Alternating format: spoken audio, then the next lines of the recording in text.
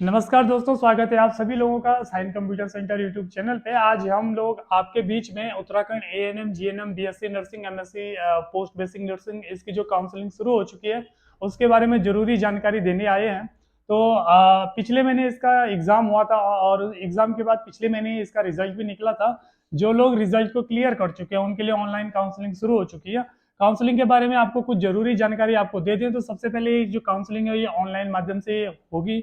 Online माध्यम से का मतलब है आपको इस वाले लिंक पे क्लिक करके आपको आपके जो रोल नंबर है या रजिस्ट्रेशन नंबर है और डेट ऑफ बर्थ से लॉगिन करना है। लॉगिन करने के बाद वहां पे आपको फॉर्म मिल जाएगा। आपको वो फॉर्म फिलअप करके अपनी काउंसलिंग क्लियर करनी है, पूरी करनी है।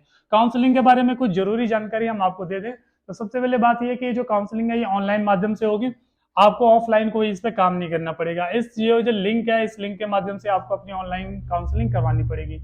इसके बाद दोस्तों जरूरी बात आपके लिए ये है कि उत्तराखंड नर्सिंग पैरामेडिकल प्रवेश परीक्षा 2025 में जो उत्तीर्ण हुए हैं वो लोग ऑनलाइन काउंसलिंग करवा के अपने लिए कॉलेजेस की चॉइस कर सकते हैं। वहां पे आपको सारे कॉलेजेस दे रखे होंगे, आप अपने हिसाब से अपने कॉलेज चॉइस कर सकते हैं, अपने मेरिट के हिसाब से अपने कॉलेजेस को चॉइस कर सकते हैं। जो राज्य सीटें हैं, राज्य कोटे की सीटें यानी जो गवर्नमेंट की राज्य कोटे की सीटें हैं वो भी इसी काउंसलिंग के माध्यम से आवंटित की जाएगी। तो इसके अलावा दोस्तों आपको जो फीस है, ये जो काउंसलिंग करवाई जाएगी इसकी जो फीस है, एएनएम की फीस 1000 रुपये पड़ेगी। आपको ऑनलाइन काउंसलिंग करवानी है। जीएनएम की फीस भी 1000 रुपये है। BSc nursing, MSc nursing, post basic nursing इनकी फीस जो है 1500 रुपये है। पैरामेडिकल कोर्स की फीस भी काउंसलिंग की 1500 रुपये है। तो आपको ये क्लियर बता दें, ये फीस नहीं है, ये जो काउंसलिंग करवाओगे आप ऑनलाइन उसकी फीस है। तो बिना फीस के आपकी काउंसलिंग पूरी नहीं होने वाली है। इसके अलावा दोस्तों इसमें एक जो सबसे जरूरी फैक्ट है, बहुत सारे स्टूडेंट ऐसे हैं जिन्होंने एएनएम का भी फॉर्म भरा था, एएनएम का भी पेपर दिया, बीएससी नर्सिंग का भी पेपर दिया, दो दो जगह पेपर दे रखे हैं, दोनों जगह क्लियर हो रखे हैं। और अगर उनको दोनों जगह काउंसलिंग करनी है तो उनको दो फॉर्म भरने पड़ेंगे और 2 बार फीस पे करनी पड़ेगी। इसका मतलब ये है जिसने एएनएम का फॉर्म भी भरा है और बीएससी नर्सिंग का फॉर्म भी भरा है तो उसको 1000 रुपये फीस जो है वो एएनएम की देनी पड़ेगी काउंसलिंग की, और 1500 रुपये फीस जो है वो बीएससी नर्सिंग की देनी पड़ेंगे। तो अगर आप दो अलग अलग जगह काउंसलिंग करवाओगे तो दोनों की फीस आपको भरनी पड़ेगी, ठीक है ना। इसका आपने ये भी देखा होगा जब आप लोगों ने फॉर्म भरा था तो आपको एएनएम की फीस भी अलग से पड़ी थी, जो एग्जाम के लिए आपने फॉर्म भरा था बीएससी नर्सिंग की अलग पड़ी थी। ऐसे ही काउंसलिंग के टाइम पर भी यहाँ चीजें हैं। इसके अलावा दोस्तों यहाँ पे लिखा हुआ है कि पंजीकरण शुल्क रिफंडेबल है, ये वापस नहीं मिलेगा आपको, नॉन रिफंडेबल है, ये वापस नहीं मिलेगा, सॉरी ये नॉन रिफंडेबल है।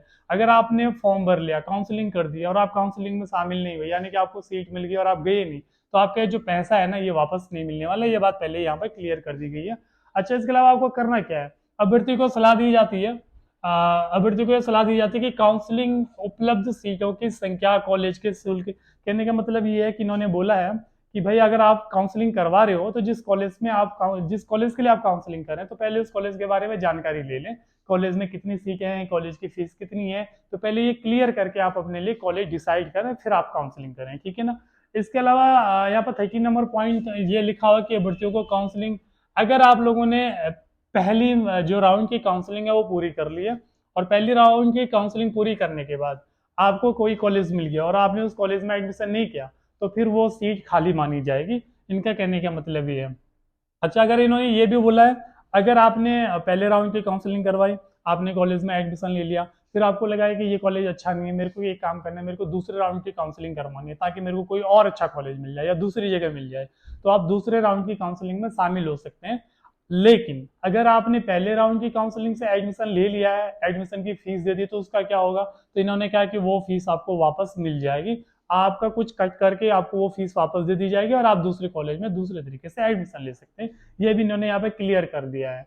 इसके अलावा दोस्तों इसमें कुछ जरूरी पॉइंट ये भी है कि यदि किसी अभ्यर्थी को काउंसलिंग बोर्ड द्वारा प्रथम चरण में सीट आवंटित होती है और उसके द्वारा प्रवेश हेतु प्रवेश नहीं लिया जाता है और वो द्वितीय चरण की काउंसलिंग में पंजीकरण होता है तो उसको दोबारा से पैसे देने पड़ेंगे। इसका कहने का मतलब ये है, अगर आपने पहली जो राउंड की काउंसलिंग है उसमें भाग ले लिया और सपोज जो आपने एडमिशन करा ही नहीं है और आप दूसरे राउंड की काउंसलिंग में भी जाना चाहते हैं, ठीक है, ये लिखा कि अगर आपने पहले राउंड की काउंसलिंग कर ली और उस स्थान में प्रवेश नहीं लिया, फॉर एग्जांपल आपको ए नाम का कॉलेज मिल गया लेकिन आपने एडमिशन नहीं लिया है और अब आप चाहते हैं कि दूसरे राउंड की काउंसलिंग करवाई जाए, तो दूसरे राउंड की काउंसलिंग में दूसरी बार आपको फीस देनी पड़ेगी। अगर इसको डिटेल में समझना है, आपने एएनएम की काउंसलिंग करवाई, आपने एएनएम की फीस 1000 रुपये दे दी है, आपको ए नाम का कॉलेज मिल गया है और आपने ए नाम के कॉलेज में एडमिशन लिया ही नहीं है।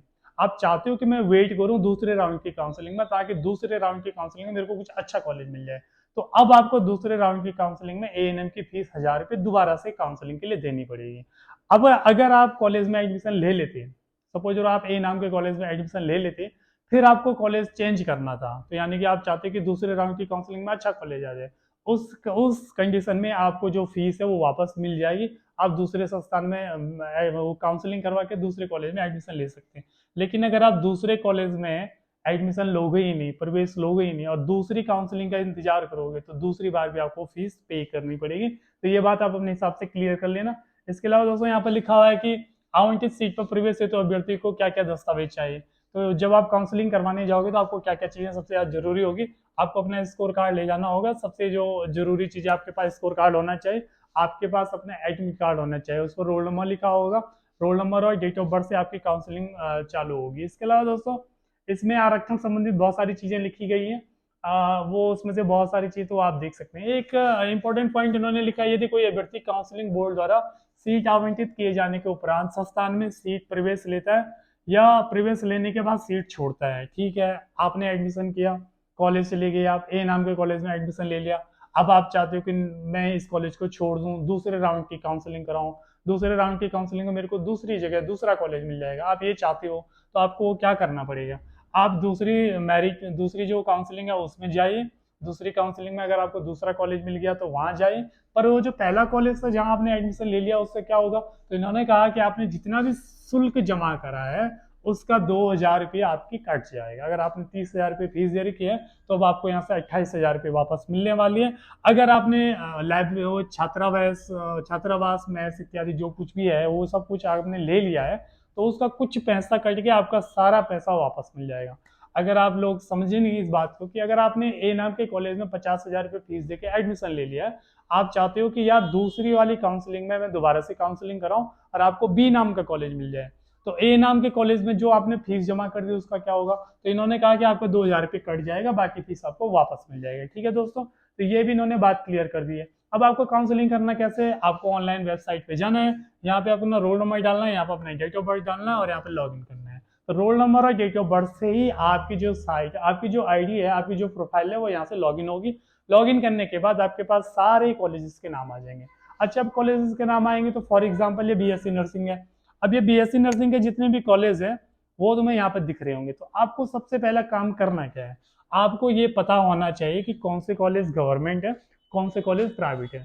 उसके बाद आपको ये भी पता होना चाहिए कि किस कॉलेज में कितनी सीट है, किस कॉलेज में कितनी सीट नहीं है। आपको एक्चुअली में मिलेगा कैसे कॉलेज, आपको मेरिट के हिसाब से ही आपको कॉलेज मिलेगा। अब दो चीजें हैं, जो लोग पहली बार काउंसलिंग करवाए, जैसे state college of nursing Dehradun है, ये जनरल कैटेगरी के लिए 21 सीट है फॉर एग्जाम्पल है यहाँ पे, और लड़कियों के लिए फिर 10 सीट है यहाँ पे। तो ओपन में 21 सीट है। सपोज करो 21 लोगों ने ये जो 25 लोगों ने ये जो 21 वाली सीट है इसके लिए अप्लाई कर दिया काउंसलिंग में, तो मिलेगा किसको, मिलेगा उसको जिसकी मेरिट में सबसे ज्यादा नाम होगा, यानी जिसकी मेरिट सबसे ज्यादा होगी सबसे पहले चॉइसेस उसकी पूरी करी जाएगी। तो आपको करना क्या, आपको मेरिट, आपको काउंसलिंग के टाइम पे पहले ये ध्यान होना चाहिए कि कौन से कॉलेज के लिए आपको अप्लाई करना है, किस कॉलेज में कितनी सीट किसके लिए और किस कॉलेज में कितनी सीट किसके लिए नहीं है। आपको गवर्नमेंट और प्राइवेट कॉलेज का भी ध्यान देना पड़ेगा काउंसलिंग के टाइम पे, क्योंकि अगर जिनकी मेरिट हो जाता है उनको गवर्नमेंट कॉलेज मिल भी जाएंगे, गवर्नमेंट सीट मिल जाएगी, जिनकी मेरिट बहुत ज़्यादा नहीं है तो उनके चांसेस उतने ही कम है। तो ये कुछ ये आपको ऑनलाइन मिल जाएगी, लिंक हम आपको ऑनलाइन डिस्क्रिप्शन में दे देंगे, जहाँ से आप सारे कॉलेज देख सकते हैं, वहाँ से उनकी सारी सीट दे सकते हैं। उसी तरीके से एएनएम के लिए भी यहाँ पे बहुत सारे कॉलेज है, state college of nursing Dehradun government college है, गवर्नमेंट कॉलेज है, गवर्नमेंट कॉलेज है, गवर्नमेंट कॉलेज है, ये सारे गवर्नमेंट कॉलेज है जहाँ पे फीस, ऑब्वियसली बात है गवर्नमेंट कॉलेज है तो फीस कम होगी होगी।